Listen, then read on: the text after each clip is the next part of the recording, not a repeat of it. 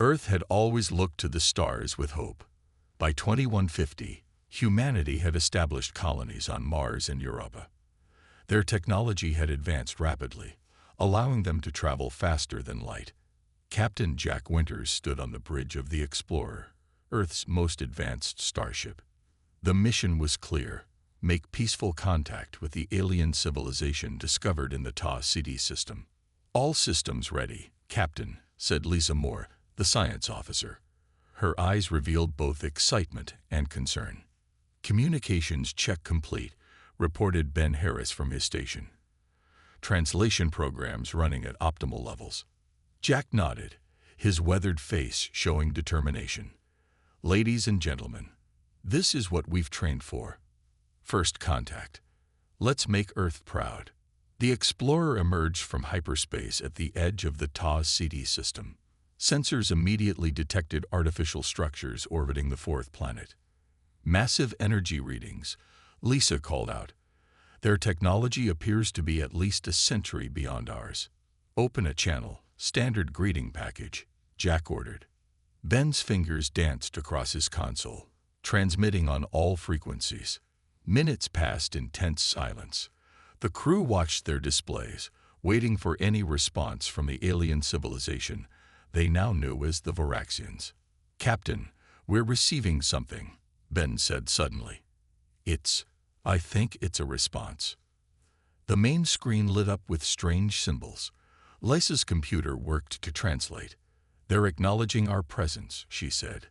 "They're inviting us to approach their orbital station." Jack exchanged glances with his first officer. "Proceed at 1/4 speed. Maintain defensive shields at minimum power. We don't want to appear hostile." The Explorer moved deeper into the system. As they approached the alien station, everyone marveled at its design. A gleaming structure that seemed to flow rather than be constructed, with curves and angles that challenged human architectural understanding. "It's beautiful," Lisa whispered. Ben suddenly straightened in his chair. "Captain, I'm detecting energy spikes from the station. They're activating something." "Hail them again," Jack ordered. "Make sure they understand we come in peace." "I'm trying, but they've cut off communications," Ben replied, his voice rising. "The energy readings are increasing." Lisa's console flashed warnings. "Captain, those are weapon signatures. They're targeting us." Jack reacted immediately. "Raise shields to maximum." Evasive maneuvers. The Explorer banked sharply as the first beam of energy sliced through space where they had been moments before. "Why are they attacking?" Lisa shouted over the blaring alarms. "No idea." Jack grabbed his console as the ship shuddered under a glancing hit. "Return fire, defensive only. Target their weapons systems." The Explorer fought valiantly, but they were outmatched. The Varaxian weapons tore through their shields with terrifying ease. "Engine core breach imminent," the computer announced. Jack made the hardest decision of his life. "All hands, abandon ship. Get to the escape pods." Chaos erupted as the crew rushed to evacuate. Ben Harris found himself pushed into a pod by Lisa. "The data," she shouted, pressing a memory core into his hands. "Earth needs to know what happened here." Before Ben could pull her in, an explosion separated them. The pod doors sealed automatically, and he watched in horror as Lisa was thrown back by the blast. The small pod ejected moments before the Explorer erupted in a catastrophic explosion. Ben was the only survivor, thrown clear of the battle by the pod's emergency jump system. As consciousness faded, Ben activated the emergency beacon. Earth had to know. This wasn't a misunderstanding or a diplomatic failure. The Varaxians had attacked without provocation, without warning. Humanity's first contact had ended in disaster, and no one knew why. Ben Harris's escape pod drifted through space for 19 days before a mining vessel discovered it. By the time he reached Earth, the news of the Explorer's destruction had already spread panic. The sole survivor's testimony only confirmed everyone's worst fears. Aliens existed, and they were hostile. Admiral Diane Fletcher stood in the underground war room beneath Geneva, staring at the holographic display of known space. Her gray hair was pulled back tightly, and the lines on her face had deepened in the weeks since the attack. "What do we know about the Voraxians?" she asked the assembled military and scientific leaders. Dr. Alan Boyd, head of xenobiology, cleared his throat. "Very little. From the data Ben Harris brought back, they appear to be an advanced silicon-based life form. Their technology exceeds ours by at least a century." "Then why attack us?" Diane demanded. "We posed no threat." Dr. Maria Rodriguez, the archaeologist, stepped forward hesitantly. "Ma'am, I believe I may have found something relevant." All eyes turned to her. "For years, my team has been studying unusual artifacts discovered in deep excavations around the world. We believe they were millions of years old, but could never determine their origin." Maria activated her tablet, projecting images of metallic objects covered in strange symbols. The markings on these artifacts match symbols seen on the Voraxian vessels. The room fell silent. "Are you suggesting the Voraxians visited Earth in our prehistoric past?" Diane asked. "No," Maria replied.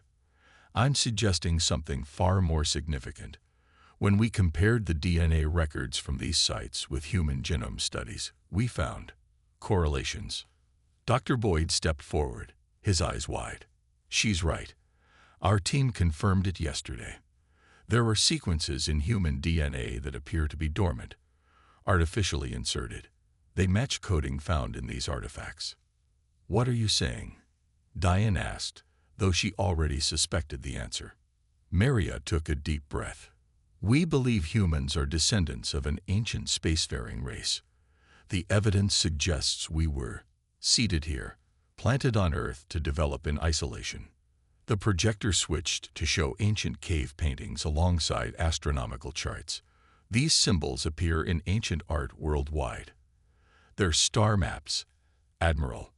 Our ancestors were trying to tell us something." "The dawn," said a quiet voice from the back of the room. It was Ben Harris, still pale from his ordeal. "That's what the Voraxians called us before they attacked. They kept repeating it in their transmissions. They called us the Dawn, and they seemed afraid." Dr. Boyd nodded excitedly. "We've been running tests on the genetic sequences. They appear to be dormant abilities, enhanced strength, cognitive processing, even potential telepathic capabilities. If activated, humans could evolve beyond our current limitations." Diane struggled to process this information. "You're telling me we're descendants of some powerful alien race, and the Voraxians attacked us because they recognize what we are?" "Yes," Maria confirmed. "We believe they recognize the genetic markers. The Voraxians didn't attack us because we were a threat now. They attacked because of what we could become." The Admiral turned back to the star map, seeing it with new eyes. "How many others know about this?" "Just those in this room," Dr. Boyd answered. Diane nodded slowly. "Keep it that way for now. We need to understand more before going public." She turned to face the gathered scientists and military personnel. "If what you're saying is true, then humanity needs to awaken its heritage. The Voraxians won't be the last to come for us." As the meeting adjourned, Ben Harris lingered, staring at the ancient symbols projected on the wall. They seemed to call to him, whispering secrets across millions of years. Humanity wasn't just another species reaching for the stars. They were the dawn, and it was time to remember. Project Rebirth began in secrecy. Deep beneath the Rocky Mountains, scientists converted an old military bunker into the most advanced genetic research facility on Earth. Dr. Kevin Porter, a brilliant geneticist with kind eyes and steady hands, led the team tasked with awakening humanity's dormant potential. "The process is experimental," Kevin explained to the first group of volunteers. They were all military personnel who had volunteered after being told a partial truth, that the procedure might enhance their abilities to fight an alien threat. Kate Phillips, a Marine surgeon with short blonde hair and a determined gaze, stepped forward first. "I understand the risks, Doctor. Let's do this." The procedure was painful. Kate lay in a specialized chamber as machines pumped modified retroviruses into her bloodstream. These viruses carry the activation keys for her dormant genes. For 3 days, she battled fevers and seizures as her DNA rewrote itself. On the 4th day, Kate opened her eyes. "How do you feel?" Kevin asked, monitoring her vitals. Kate blinked, then frowned. "Different. I can hear your heart beating." She turned to look at the wall.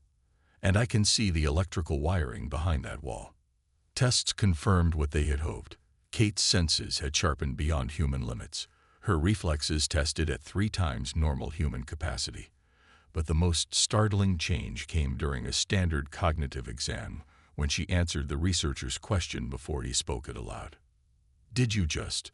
The researcher stuttered. Kate nodded slowly. "I heard it in your mind." Word of the success reached Admiral Fletcher immediately. Within weeks, hundreds of volunteers underwent the procedure. Not all survived. The process had a 30% mortality rate, but those who did emerged transformed. Meanwhile, Fleet Commander George Mason coordinated Earth's defensive preparations. Unlike Admiral Fletcher, George was a man of action rather than strategy. His weathered face and practical mindset made him perfect for the job of preparing humanity for war.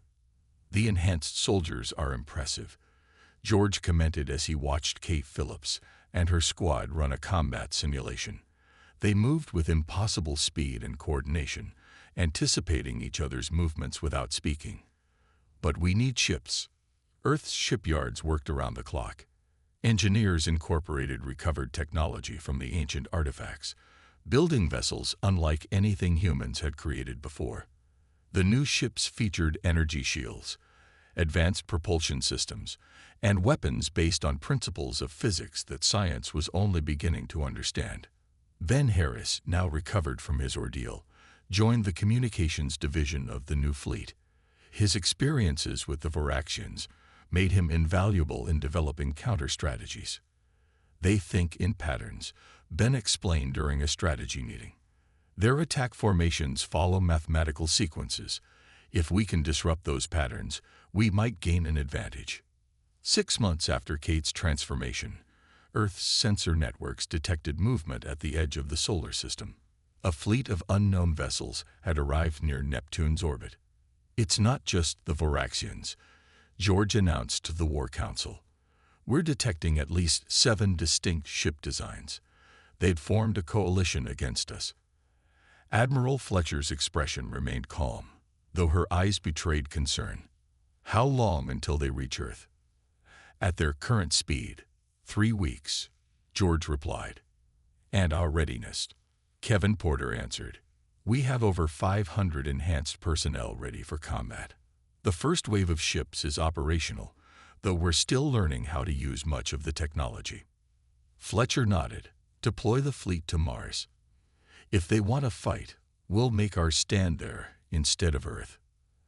As the meeting ended, Kate Phillips stood at a viewport, watching as shuttles ferried troops to the waiting warships. She could feel the minds of the other enhanced humans, a network of consciousness forming among them that grew stronger each day. The dormant potential of humanity was awakening. And just in time. The Mars colony gleamed under its protective dome, home to over 50,000 civilians. When the alien coalition entered Mars orbit, evacuation was already underway, but thousands remained. Colonel Samantha Wright watched from the command center as the enemy fleet positioned itself. Her enhanced vision could make out details of the alien ships that regular monitors couldn't detect. 7 distinct species working together, she murmured. "They must be terrified of us to form such an alliance. Or terrified of what we might become," her second-in-command added. The first attack came at dawn, Earth time. Dozens of landing craft punched through Mars' thin atmosphere, heading for the colony's vulnerable points. Samantha had anticipated this. "Activate the defense grid," she ordered.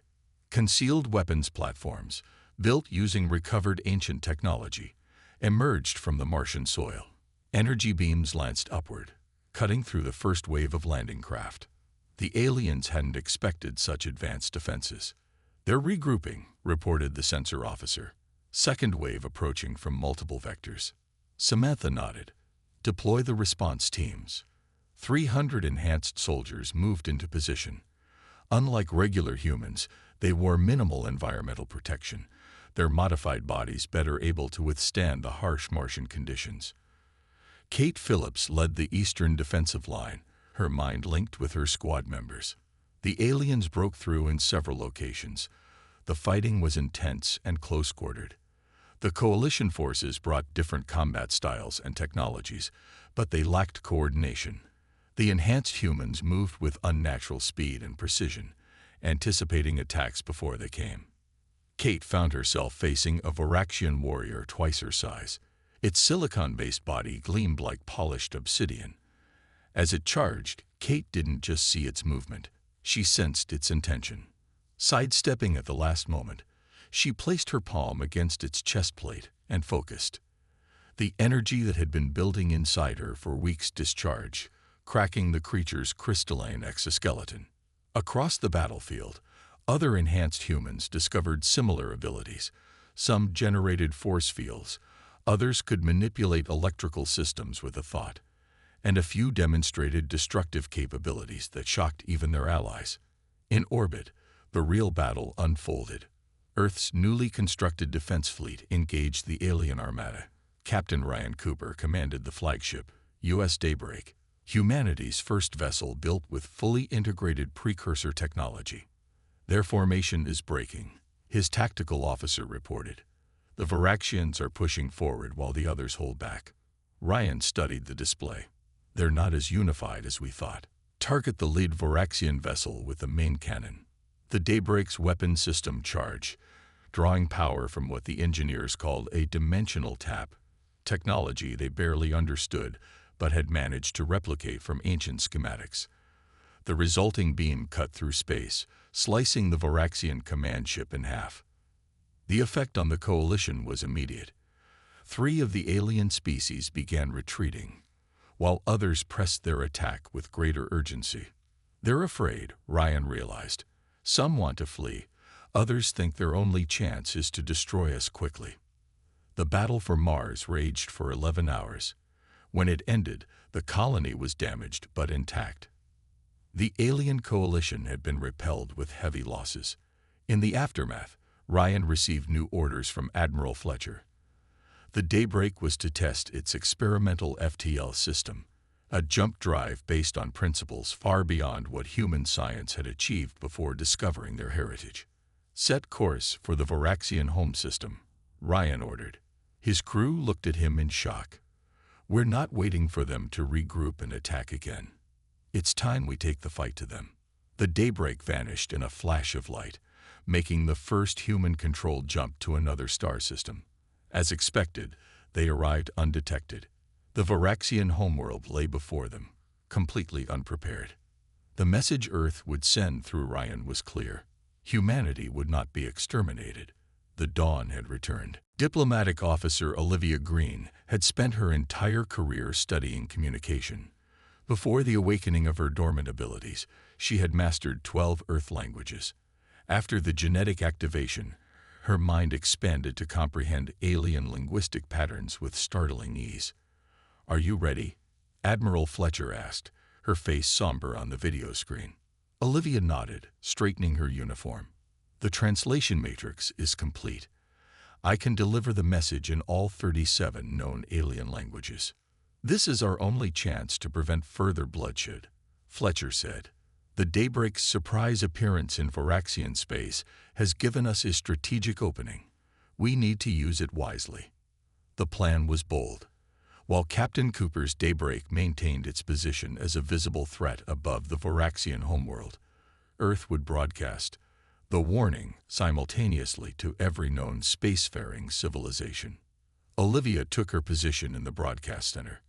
Around her, enhanced technicians made final adjustments to the most powerful transmitter humans had ever built. The device incorporated ancient technology that would allow the message to bypass conventional communication channels, appearing directly on every communication system across known space. "Transmission ready," said the lead technician. We'll be broadcasting in 5 minutes. Olivia closed her eyes, reviewing the message in her mind. When the signal light turned green, she began to speak. Attention to all species of the known galaxy. I speak on behalf of the people of Earth. Her voice was calm, but carried unmistakable authority.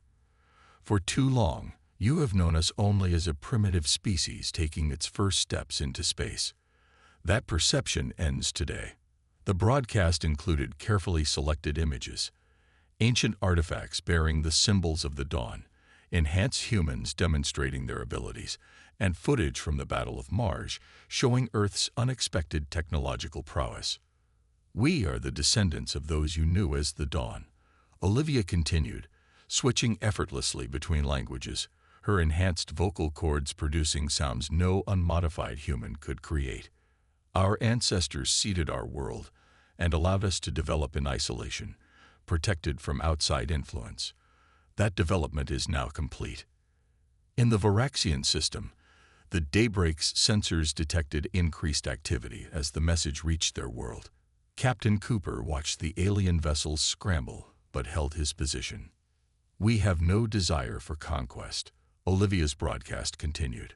We seek only peaceful coexistence. However, the unprovoked attack on our exploration vessel and the subsequent invasion of Mars have demonstrated that some among you fear what we represent. She activated a sequence showing the ancient symbols discovered on Earth, projected in a specific pattern that, according to recovered data, would be recognized by any civilization that had encountered the dawn. To those who attacked us, we demand an immediate cessation of all hostilities. To those who have remained neutral, we offer friendship and exchange of knowledge. To all, this is our first and final warning. The transmission ended with a demonstration of Earth's newly discovered technology, a small activation of the planetary defense system that the scientists had begun to restore. Enormous energy signatures briefly flared around Earth, visible to sensors across the galaxy. The response was immediate. In the Varaxian system, Captain Cooper reported that several enemy vessels were powering down weapons. Across the galaxy, communication channels exploded with activity. In the Coalition headquarters, located on a space station at the edge of Proxima Centauri, the gathered alien leaders fell into chaos. The representatives of the Nilari, beings of living light, were the first to recognize the ancient symbols. The patterns are authentic, the Nilari delegate announced. These humans truly carry the genetic markers of the dawn. Then we have made a terrible mistake, added the Thulian ambassador, his tentacles rippling with distress. Within hours, the coalition began to fracture. 3 species immediately withdrew from the alliance, reaching out to Earth with tentative peace offerings. Others, led by the Varaxians, doubled down on their aggression, convinced that humanity must be destroyed before they fully reclaimed their heritage. The warning had been delivered. Now humanity would see who listened. Ambassador Nathan Ellis had never expected to negotiate with aliens. As a career diplomat, he had settled disputes between nations, not species. Yet here he stood on the neutral space station, Haven, facing 3 alien representatives who until recently had been part of the coalition trying to destroy humanity. We recognize the signs of the dawn, said the Nilari delegate, a being of shimmering light contained within a transparent environment suit. Our histories speak of their wisdom and power. The Thulians also remember, added their representative, a squid-like creature floating in a tank of purple liquid. The dawn seeded many worlds, then vanished. Their return was prophesied, but few believed. Nathan maintained his composure despite his amazement. We're still learning about our heritage. We didn't know other species were aware of our ancestors. The third alien, a Vestrian with iridescent scales and 4 arms, leaned forward. The Dawn were peacekeepers of the ancient galaxy. They disappeared 20 million years ago after a great conflict. Many believe they were extinct. What caused their disappearance? Nathan asked. The 3 aliens exchanged looks through their various sensory organs. Finally, the Nilari spoke. They faced a darkness from beyond the galactic rim. Rather than be destroyed, they scattered their essence across many worlds, hiding their knowledge and power in dormant form. This matched what Earth's scientists had theorized. The dormant genes, the hidden technology, all were safeguards against some ancient threat. "We wish to ally with Earth," the Thulian announced. "The remaining coalition forces still plan to attack your world. They fear what you might become." Back on Earth, Dr. Julie Adams made a breakthrough that would change everything. A brilliant physicist with an intuitive understanding of the ancient technology, she had been studying the largest artifact ever found, a massive structure buried beneath Antarctica. "It's not just a building," she explained to Admiral Fletcher. "It's a planetary defense system. The entire network is still intact, just dormant." Fletcher stared at the holographic display showing the structure's true extent. "Can you activate it?" Julie nodded, her expression both excited and concerned. "I believe so. But there's more. This system doesn't just defend Earth. It can connect to similar installations on other worlds." The Dawn built a galaxy-wide network. While diplomatic efforts continued, the remaining coalition forces gathered at Proxima Centauri for a final assault on the Sol system. 4 alien species, led by the Voraxians, committed their full military might to what they called the Human Extinction Campaign. Fleet Commander George Mason knew the coming battle would determine humanity's future. Enhanced human crews manned Earth's growing fleet, but they were still outnumbered 3-1. "We can't win by conventional tactics," he told his captains during the final briefing. "But we have 2 advantages they don't expect." The first advantage revealed itself when 3 fleets of Nilari, Thulian, and Vestran ships arrived to join the human defense force. The second advantage was Dr. Julie Adams, who had successfully activated a portion of the ancient defense network. As the hostile fleet jumped into the Proxima Centauri system, they found not just the combined Allied fleet waiting for them, but also a series of massive energy structures that had appeared in space, defense platforms that had lain dormant for millions of years. "All ships, engage as planned," George ordered. "Dr. Adams, activate the network." Deep beneath Antarctica, July placed her hands on the crystalline control panel. Her enhanced mind connected with the ancient system, awakening technologies beyond human understanding. Throughout the Proxima system, energy fields sprang into existence, creating navigational barriers that split the enemy fleet into isolated groups. The battle began in earnest. Human ships moved with precision that shocked their enemies, their crews' enhanced reflexes and telepathic coordination giving them advantages in combat. The Allied alien vessels provided supporting fire, their technologies complementing Earth's recovered Dawn weapons. At the battle center, Captain Ryan Cooper's Daybreak engaged the Voraxian flagship. Both vessels took heavy damage in the exchange, but the outcome was no longer in doubt. Humanity had found its place among the stars, not as newcomers, but as returning heirs to an ancient legacy. The Battle of Proxima Centauri ended with a surrender. The Voraxian commander, his crystalline form cracked and failing, transmitted the formal concession from his crippled flagship. Captain Zoe Franklin received the message aboard the Daybreak, having taken command after Captain Cooper was severely wounded. "We acknowledge your victory," the Voraxian said, his translated voice flat and emotionless. "The coalition forces accept whatever terms you impose." Zoe, a tall woman with copper skin and intense eyes, had been among the first wave of enhanced humans. She could sense the fear and resignation radiating from the alien commander. "We don't seek your destruction," she replied. "Only assurances that hostilities against Earth and our allies will permanently cease." The peace negotiations began 3 days later on a massive space station hastily constructed at a neutral point between systems. They named it Dawn's Light, a symbol of the new era beginning for the galaxy. Admiral Fletcher led the human delegation, with representatives from the Nilari, Thulians, and Vestrans at her side. Across the table sat the defeated species, the Voraxians notably diminished in their bearing. "The terms are simple," Fletcher stated. A galactic council will be established with equal representation for all spacefaring species. Technology will be shared for peaceful purposes. Military forces will be limited by mutual agreement. The Galactic Council became reality within months.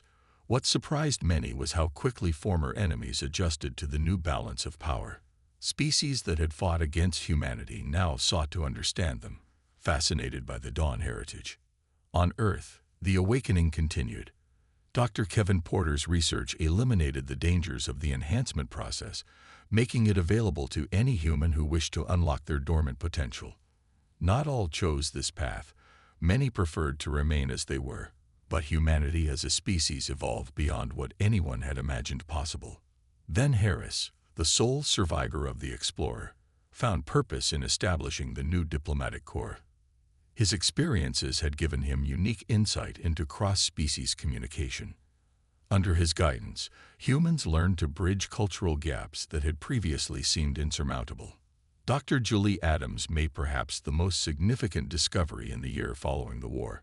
Deep within the Antarctic complex, she found what she called the Nexus, a vast database containing the collected knowledge of the Dawn civilization. It will take generations to fully understand, she explained to the world's leaders. But what I've accessed so far suggests that Earth wasn't the only world where Dawn descendants were seeded. There are others, scattered across different galaxies. This revelation led to humanity's most ambitious project.